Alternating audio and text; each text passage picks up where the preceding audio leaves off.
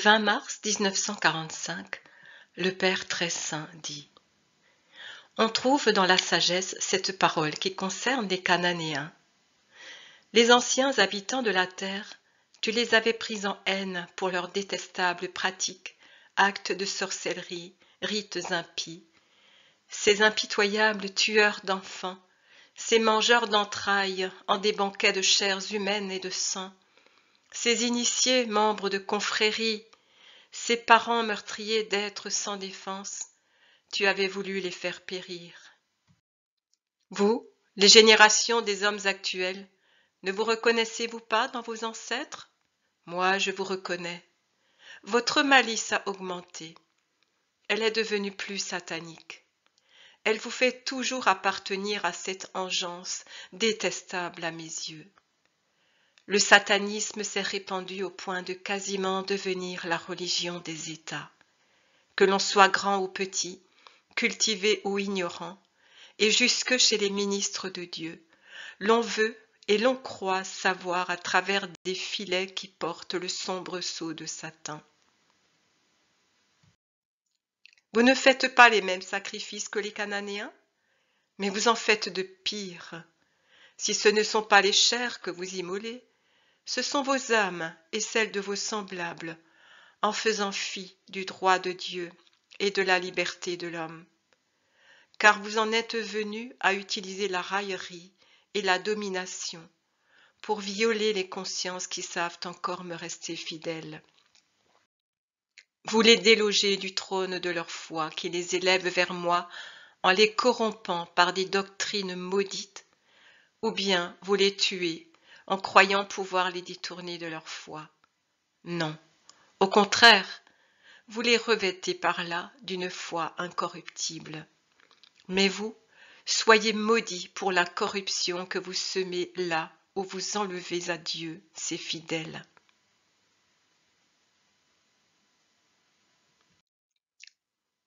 Le 9 janvier 1944, l'hôte divin dit: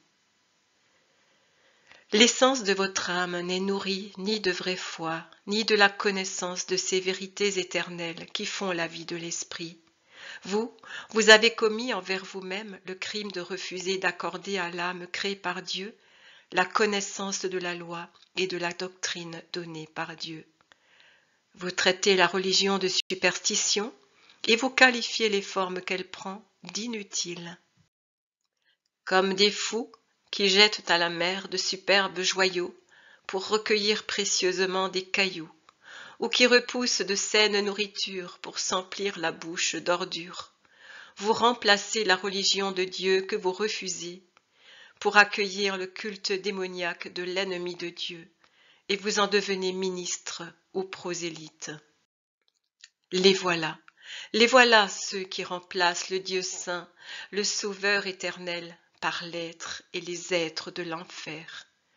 Devant eux, ils baissent la tête et courbent le dos jusqu'à terre, eux qui considèrent comme indigne d'un homme de s'incliner devant un véritable autel sur lequel ma gloire triomphe, où la miséricorde de mon Fils resplendit, dont l'amour vivifiant de l'Esprit s'écoule. La vie et la grâce y jaillissent d'un tabernacle et d'un confessionnal, non pas parce qu'un homme, fait tout comme vous de matière, mais rendu dépositaire du pouvoir divin du sacerdoce, vous donne une petite hostie de pain sans levain ou prononce une formule faite de mots humains, mais parce que ce petit morceau de pain est mon Fils, vivant et vrai, comme il l'est au ciel, à ma droite, avec son corps et son sang, son âme et sa divinité. Et ces mots font pleuvoir son sang, comme il pleuvait du haut de sa croix sur laquelle mon amour pour vous l'avait cloué. Mais ne réfléchissez-vous donc pas à vos incohérences, vous, les pseudo-surhommes, faits de boue putride qu'aucune lumière ne vient élever? Vous rejetez Dieu et vous adorez les idoles d'un culte obscène et démoniaque. Vous prétendez vénérer le Christ et croire en lui, puis vous fuyez de son Église catholique, apostolique et romaine. Vous mettez une croix là où vous appelez l'ennemi de la croix et du Saint crucifié.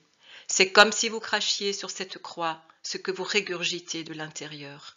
D'ailleurs, que voyez-vous de grand chez vos prêtres de farce? Sur la foule des miens, nombreux sont ceux à qui vous pouvez faire des reproches. Mais qu'en est-il des vôtres? Lequel est saint? Ils mènent une vie luxurieuse, ils font la fête, ils sont menteurs, les meilleurs sont orgueilleux, les pires délinquants et féroces. Il n'y a rien de mieux chez les vôtres. D'ailleurs, vous ne pourriez en avoir de meilleurs, car s'ils étaient honnêtes, chastes, sincères, mortifiés et humbles, ce seraient des saints, autrement dit des fils de Dieu. Et Satan ne pourrait les posséder pour les dévoyer et pour vous dévoyer par leur entremise. Après avoir passé tant d'années à prétendre être des instruments dans la main de Dieu, ont-ils amélioré leur nature? Non, ils restent ce qu'ils étaient, si encore ils n'empirent pas. Or, ne savez-vous pas que le contact de Dieu est une métamorphose continuelle qui transforme l'homme en ange? Quels bons conseils, confirmés ensuite par les faits, vous ont-ils jamais donnés? Aucun. Sur le même sujet, ils disent à l'un et à l'autre des choses différentes, car ils sont la trappe-nigaud de Satan, et parce que moi, la puissance suprême, je confonds leurs idées de ténèbres par la splendeur insoutenable de ma lumière qu'ils ne peuvent supporter. C'est pour mes enfants seulement que cette lumière est joie et guide. Cette lumière au cœur, ils survolent les temps futurs, non en vertu d'un pouvoir personnel, mais par son pouvoir. Ils voient avec les yeux de l'esprit, ils entendent avec les oreilles de l'esprit ce qui est le secret de Dieu, l'avenir de l'homme.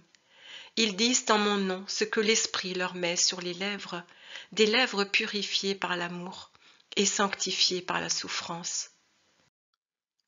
Quant aux devins, aux astrologues, aux savants et aux docteurs du satanisme que mon fils condamne, je les couvre d'une double et même triple condamnation. En effet, votre religion satanique, qui se camoufle sous des noms pompeux mais n'est rien d'autre que du satanisme, est péché contre moi, le Seigneur du ciel et de la terre, devant qui il n'y a pas d'autre Dieu.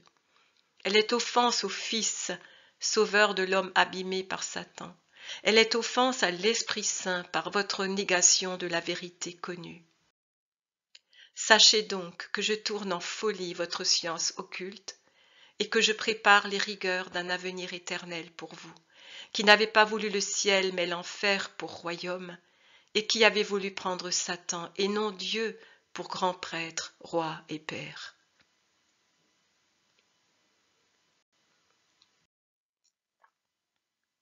Le 11 septembre 1943, Jésus dit: Beaucoup d'âmes s'égarent en voulant chercher ce qui est trop difficile pour elles et en voulant scruter ce qui est au-dessus de leurs forces, comme dit l'Ecclésiastique.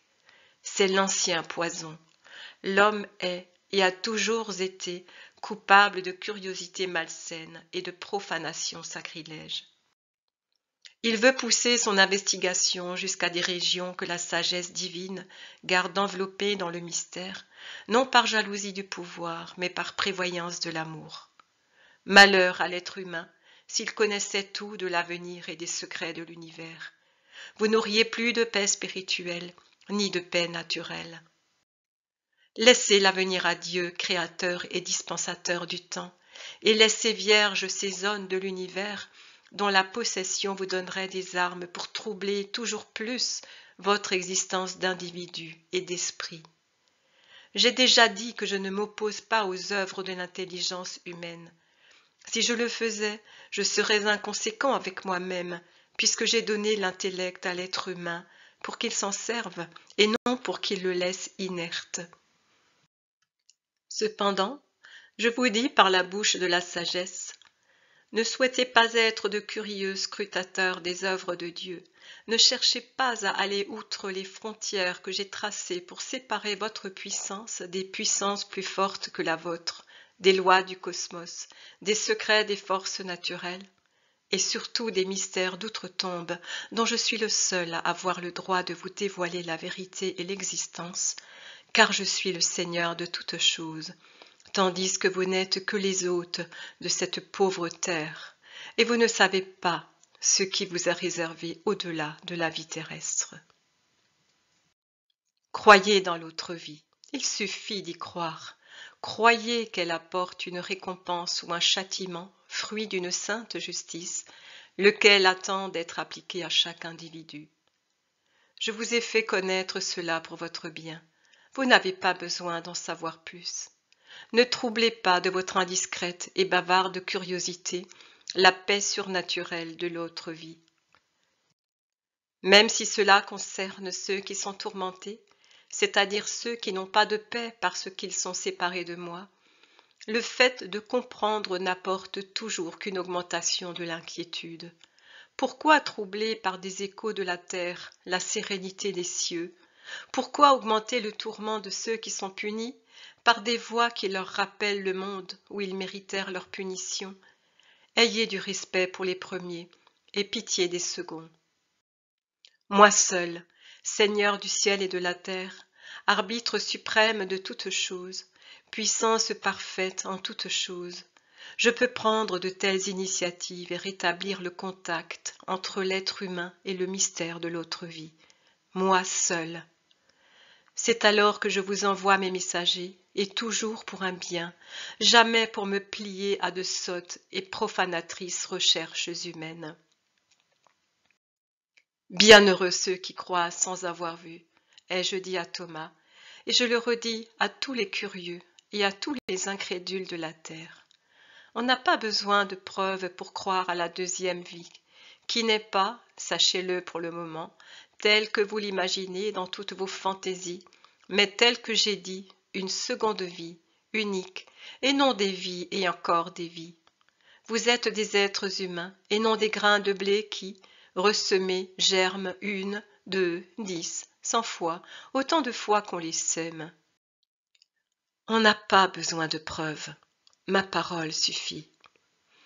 Comme punition des curiosités inutiles et dangereuses et des pensées irrévérencieuses et sacrilèges, je permets que chez les malheureux investigateurs de ce qu'il n'est pas nécessaire à l'humain de chercher à connaître, il se crée une confusion mentale, un trouble de l'esprit et une grave blessure à la fois chez les meilleurs d'entre eux, et la mort de la foi et de l'esprit chez les pires. Quels sont les meilleurs parmi ces violeurs de mystères?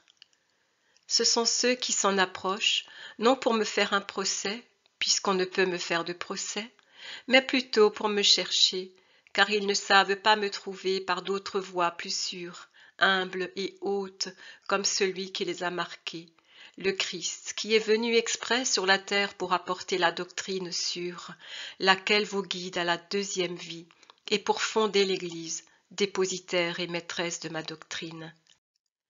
Ceux-ci ne savent pas embrasser les pieds de l'Église avec la simplicité des enfants et l'humilité des saints en lui disant « Je t'aime, je t'obéis, guide-moi ». Mais ils cherchent avec une pensée droite. Je les traite donc avec beaucoup de miséricorde. Quels sont les pires parmi ces violeurs du mystère? Ce sont ceux qui s'en approchent par pure curiosité scientifique, pour un profit humain, quel qu'il soit, du vil argent donné en échange de leur science de magie, au bénéfice direct qu'ils peuvent tirer, du moins le croient-ils, de guides ultra-terrestres. Mais ce n'est pas ainsi qu'on a des guides. Ils viennent spontanément, par mon commandement et non appelés par les humains. Envers ceux-ci, je serai un juge d'une inexorable sévérité, et je les punirai pour avoir manqué de foi et de respect envers le maître de cette vie et de l'autre, la vraie, et pour avoir manqué de respect envers les trépassés, à qui je suis le seul à pouvoir donner des ordres capables de les détourner de leurs demeures extraterrestres. Bienheureux, bienheureux, 3 fois bienheureux ceux qui croient sans besoin de preuves. Bienheureux, 7 fois bienheureux, ceux qui n'ont jamais douté un seul instant de ma parole et de ma doctrine, confiée à mon épouse et maître, l'Église, et qui, sans jamais avoir osé, et même souhaité oser, profaner les royaumes ultra-terrestres, sont convaincus que la vie ne meurt pas sur cette terre, mais change de nature et devient éternelle, béatifique pour ceux qui ont su vivre de moi et en moi, effroyable pour ceux qui, répudiant Dieu, ont forniqué avec Satan. À ces croyants purs, à ces simples et humbles esprits, pour qui la foi est lumière et ma parole vie, j'accorde ce que je nie aux autres investigateurs, la connaissance et la possession de la vérité d'outre-terre.